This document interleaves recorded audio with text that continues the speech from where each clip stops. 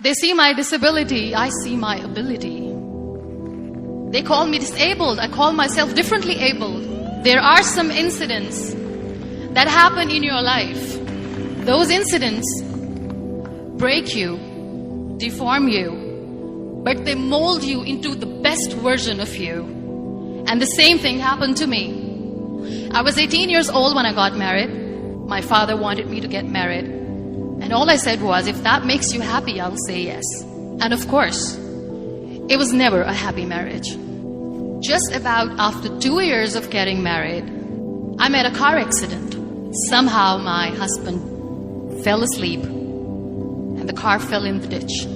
He managed to jump out, saved himself. I'm happy for him. But I stayed inside the car and I sustained a lot of injuries. The list is a bit long, don't get scared. The wrist was fractured. Shoulder bone and collarbone were fractured.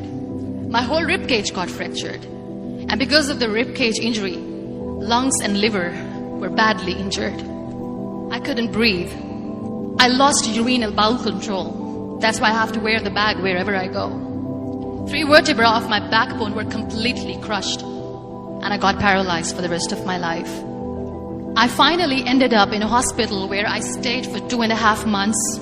I underwent multiple surgeries. One day, doctor came to me and he said, well, I heard that you wanted to be an artist, but you ended up being a housewife. I have a bad news for you. You won't be able to paint again because your wrist and your arm are so deformed, you won't be able to hold a pen again. Next day, doctor came to me and said, your spine injury is so bad, you won't be able to walk again. Because of your spine injury and the fixation that you have in your back, you won't be able to give birth to a child again. That day, I was devastated. I asked my mother, why me? And that is where I started to question my existence. Why am I even alive? And that is where I realized that the words have the power to heal the soul. My mother said to me, this too shall pass. God has a greater plan for you. I don't know what it is, but He surely has. And in all that distress and grief, somehow or the other, those words were so magical that they kept me going. One day I asked my brothers, I know I have a deformed hand, but I'm tired of looking at these white walls in the hospital and wearing these white scrubs. I'm getting tired of this. I want to add more colors to my life. I want to do something. Bring me some colors. Bring me some small canvas. I want to paint. So the very first painting I made was on my deathbed, where I painted for the very first time. It was not just an art piece or just my passion. It was my therapy. And then I was discharged and I went back home. And I went back home and I realized that I have developed a lot of pressure ulcers on my back and on my hip bone. I was unable to sit. There were a lot of infections in my body, a lot of allergies. So doctors wanted me to lie down on the bed straight for not 6 months, for not 1 year, for 2 years. I was bedridden, confined in that one room, looking outside the window, listening to the birds chirping, and thinking maybe there will be a time when we'll be going out with the family and enjoying the nature. That was the time where I realized how lucky people are.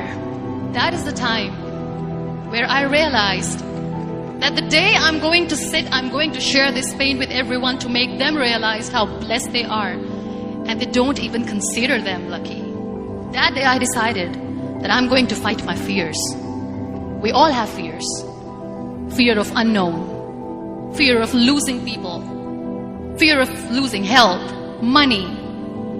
We want to excel in career, we want to become famous, we want to get money. We are scared all the time. So I wrote down one by one all those fears. And I decided that I'm going to overcome these fears one at a time. You know what was my biggest fear?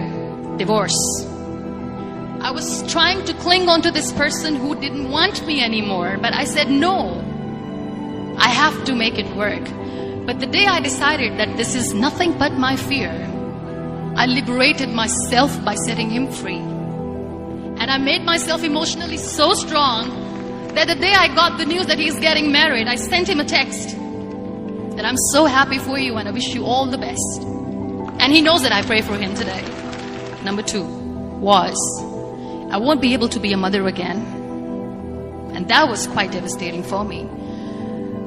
But then I realized there are so many children in the world, all they want is acceptance.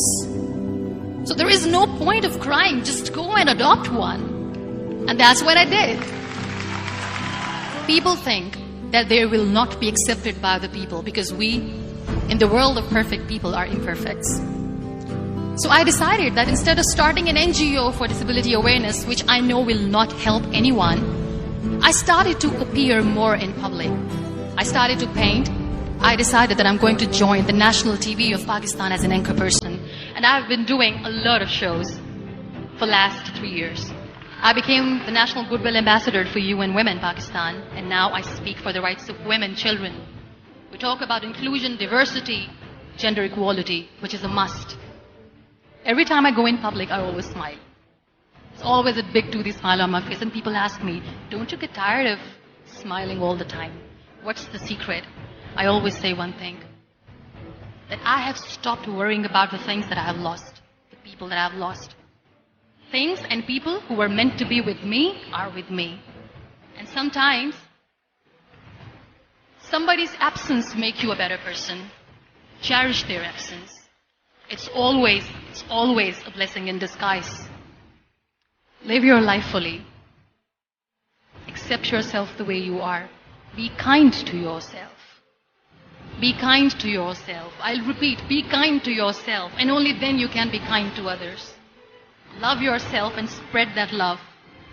Life will be hard. There will be turmoil. There will be trials, but that will only make you stronger. So when you accept yourself the way you are, the world recognizes you. It all starts from within.